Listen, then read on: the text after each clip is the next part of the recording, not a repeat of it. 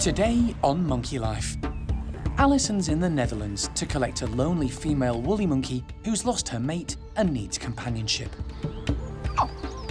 She's sort of outside looking a little bit skeptical, strange person sort of making woolly monkey calls. Elderly saki monkey Chloe has a tricky dental problem. It's a really, really caudal tooth and her little mouth doesn't open very far, so it's going to be really difficult to get out. And the Stumpies trial their playroom revamp, with Sylvie reaching new heights.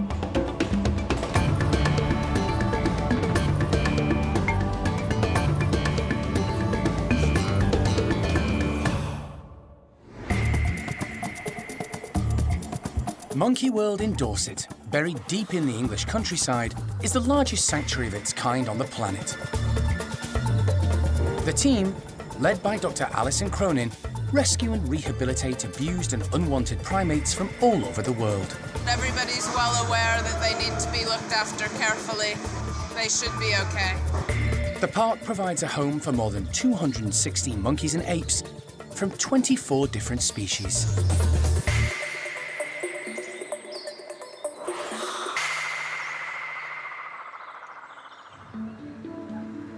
Following an early morning start and a trip across the channel, Alison has arrived at Gaia Zoo in the south of the Netherlands. She's come to pick up a female woolly monkey called Pichua and take her back to join one of the woolly groups in Dorset. I'm Alison. I'm Mas. Very good drive. Yeah, not bad. We went down to Folkestone, the entrance to the channel last night. Okay. So cuts it almost in half. She's met by Boss, the zoo manager at Gaia. It's a large wildlife park housing and caring for more than 150 different species, including a number of New World monkeys. 35 or 40. Alison is keen to see Pichua in her home environment. How you doing? She's 10 years old and one of the few remaining reproductive females in captivity outside South America, the primate's natural home. So this is the woolly monkey enclosure, so it's this island and that island over there. Pichua was born in France, but her mother died when she was only 14 months old. Her dad, however, is alive and well and living at Monkey World. It's dominant male Chippy. Pichua's mate passed away a few weeks ago. The male died, but he had some heart problems as well. So the European breeding programme for woolly monkeys and the zoo made contact with Alison to see if she could help. Really nice to finally lay eyes on Pichua in the flesh. She's sort of outside looking a little bit skeptical, strange person sort of making woolly monkey calls. But really lovely enclosure and house, and now we're just trying to gather as much information as we can about her daily routines, and I think we'll try and catch up with the keepers now. So. Pichua has been living at the wildlife park for the last 5 years, and her keepers are able to give Alison a full rundown on her health and diet. Okay, so she hasn't been too long. Is she okay? Been okay on her own? Yeah. Yes, but In the beginning she was, I think, a little upset, but now she's doing really well. So. Okay. As well as details of her character and personality. she's really nice, easy to work with, and sometimes she will scream when it's not happened what she wants, but I'm glad that she can go to you because she is alone, and no monkey has to be alone because they are very social. So I'm glad for her that she can go to the other woolly monkeys. Alison spends some time checking out Pichua's indoor facilities. Tomorrow will be the challenging task of getting her into a travel box, ready for the trip back to Dorset. The keepers have been working really hard to get her to sort of walk into a part of the tunnel where they can then decant her into the box. So fingers crossed for tomorrow that she doesn't get suspicious, because otherwise it means the vet's going to have to come in and anesthetize her. So we'll hang back tomorrow morning, let the keepers try and catch her up, while at the same time we want to get out of here as soon as possible to try and get back to the park before it gets dark in England. So we'll have to see how we go. Fingers crossed. Everything is set for another early start tomorrow. Pichua is unaware that life, as she knows it, is about to change dramatically.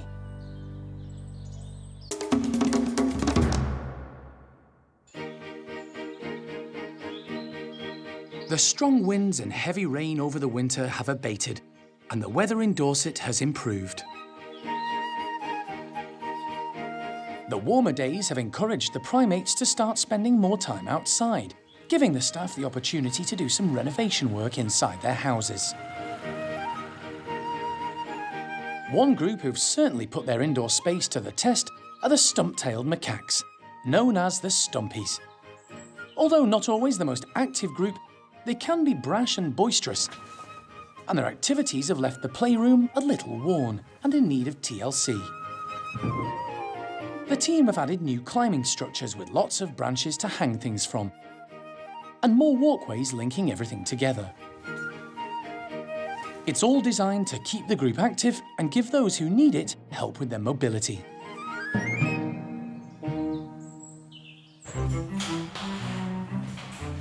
Leader Sam is first on the scene. At 33 years old, he's content to forage on the ground for any hidden treats amongst the straw bedding. The dominant female in the group, Kelly, follows Sam's lead. In the wild, Stumpies spend a lot of time on the ground foraging and travelling from one food source to another. But they also climb, and the team like to encourage this group to be more active. 28-year-old Noreen demonstrates how it's done. Many of the group of 8 were rescued from laboratories, and it's a constant battle for the care team to keep their weight under control. Stumpies will eat almost anything and need careful dietary management. Keeping active helps, and Sylvie doesn't disappoint.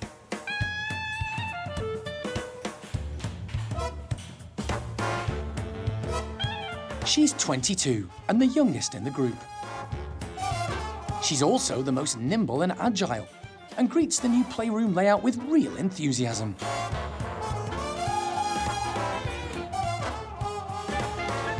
Showing off her full repertoire of stretching, balancing, and jumping, hoarding food in her cheek pouches as she goes. Following her example, some of the others join in.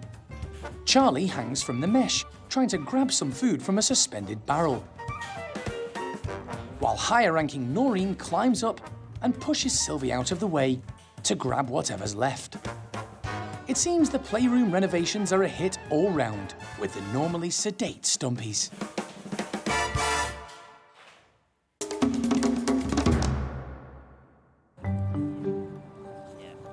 It's the crack of dawn at Gaia Zoo in the Netherlands, and Alison is on standby while local keepers attempt to get woolly monkey Pichua into position, ready to be put into her travel box. We get to wait outside until we get the thumbs up that she's gone where she needs to be.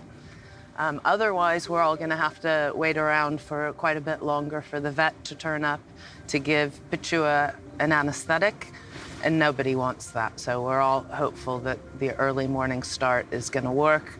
It's going to be nicer for her and get us back to the park in daylight so that she can see her new surroundings and her new home alongside of her dad. It's good news. Pichua is safely in the tunnel, ready to be transferred, and Alison can head on over. 10-year-old female Pichua lost her mate a few weeks ago and is in desperate need of companionship of her own kind. Woolly monkeys are prone to stress and anxiety, so it's vital the team get her into a travel box without the need for anaesthetic, particularly with the long journey back to Dorset ahead of her. Oh, that was so nerve-wracking. Because, yeah. I know, a lot, riding on her. Yeah, I was like, please just go in and be calm, and she's calm. So, yeah, she knows now. Now she's a little bit, but whew, we were all like, please just let it go well, because, yeah, okay. So. Relief all round. And time to get the crate ready. Alison double-checks all the paperwork is correct before accompanying the local team into the woolly monkey's bedroom area. We've given her this morning a 5 milligram diazepam, and she had one last night to keep her calm. Pichua has been given a light sedative to relax her for the journey, with positive results.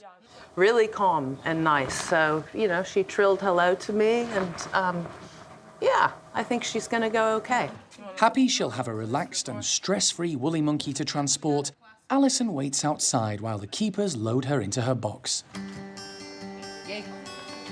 It doesn't take long.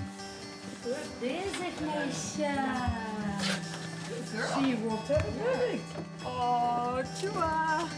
Alison is keen to get on the road and back to Dorset while it's still light.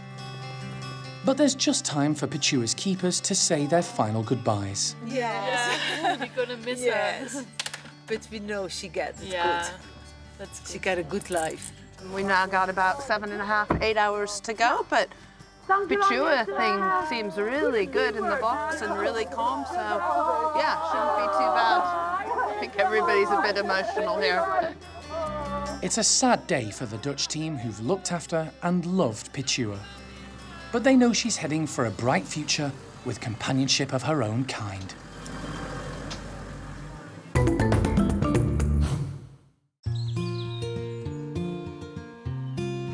It's a perfect morning at the park, and the primates are making the most of the sunny weather. And taking advantage of the new growth appearing all round. The family of Gwenons, Benny, Nia and daughter Biff, love nothing better than munching on fresh leaves. Today they've been given a bounty of willow browse, with tasty young buds for them to forage through, providing plenty of fibre and nutrients. Biff is fast approaching her first birthday and is constantly learning from her mum and dad. She's full of energy, always bouncing around, and is clearly partial to the furry catkins on offer this morning. She has a great relationship with mum Nia and has begun to try out her grooming skills, important for establishing strong connections in all primate groups. They've got a really strong mother-daughter bond. In guenons, males are actually on the periphery of the group, so it's quite natural for Biff to spend a lot more time with mum. So we do see them spend a lot of time grooming, playing, but at the same time, Nia will put her foot down if Biff is misbehaving, because she's quite a strong character. So she does she's beginning to push her limits a little bit now. So yeah, mum is certainly putting her foot down when she's getting a little bit too cheeky. Biff may not be the centre of attention for much longer. Staff have noticed Benny and Nia are growing close once more and are hoping it could herald a new playmate for their daughter. We'd be quite happy to have another addition to that group, just to, again, create a bit more of a family environment, maybe a little boy for Benny to hang out with. Benny has grown into a more relaxed and confident male since arriving at the park 2 years ago.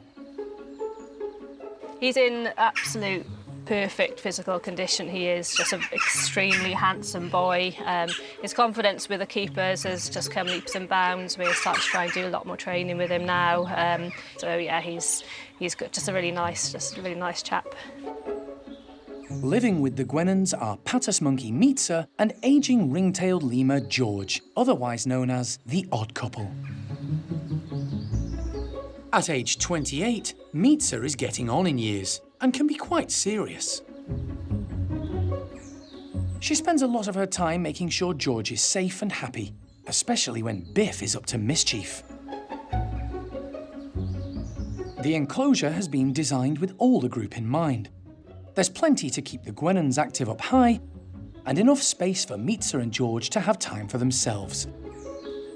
Although what they might make of another baby Gwennin remains to be seen.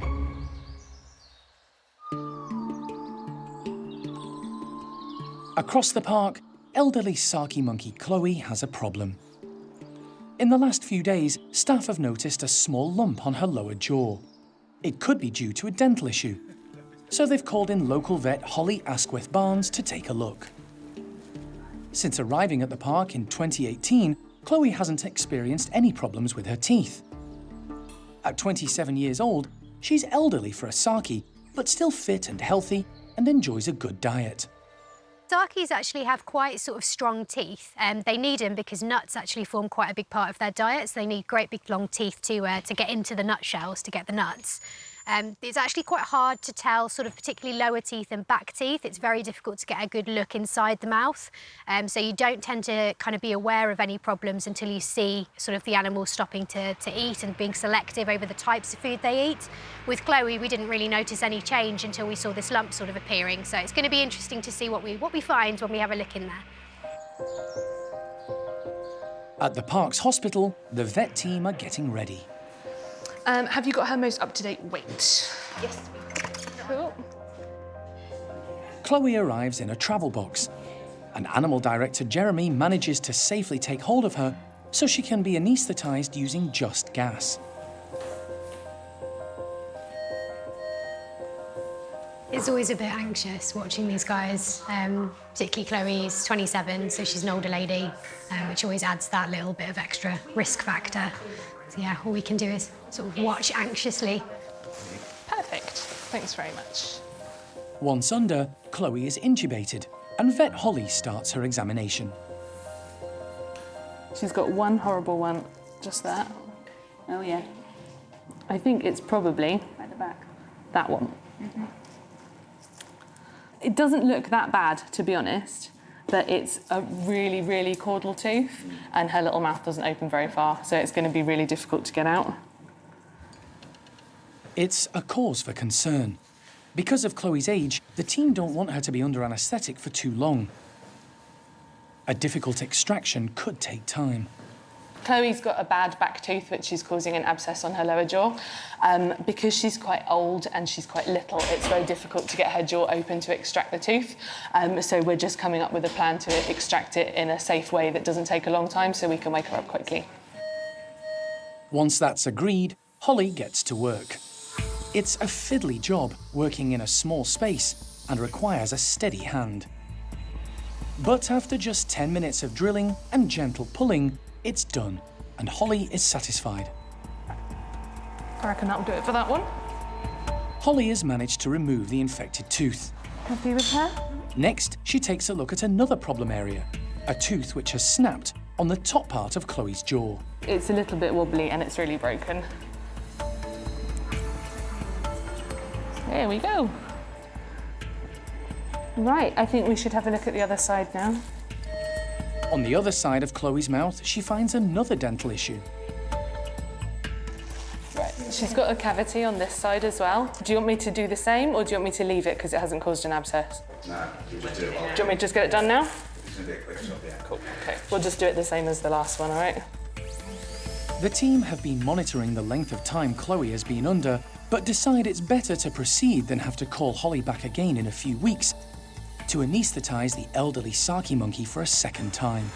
It just makes it harder when they're older for them to wake up from the anaesthetic, and so we wanted to be able to wake up quickly and just get back to her house and back to Desmond and up and going again. So the shorter the possible would be the best thing.